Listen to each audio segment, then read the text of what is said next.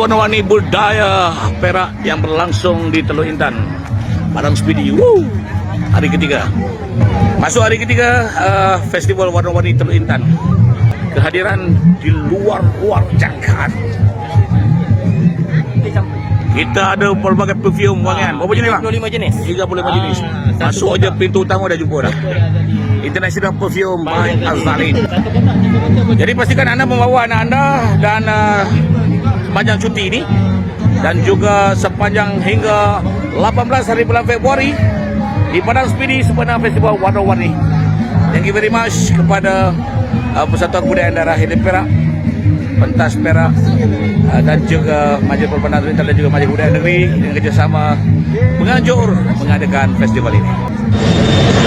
Wow. Jadi kanjur dah.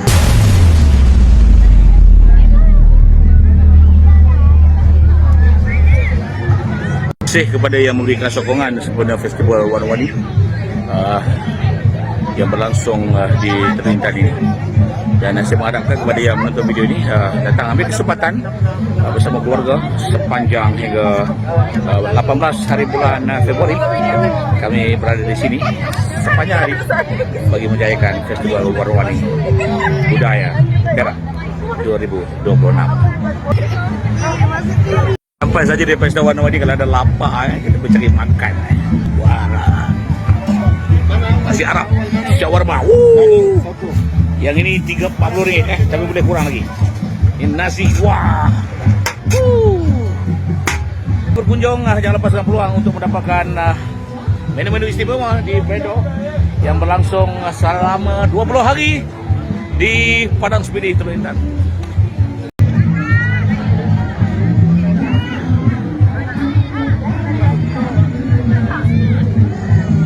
Berbagai vendor, kehadiran yang cukup memujakan.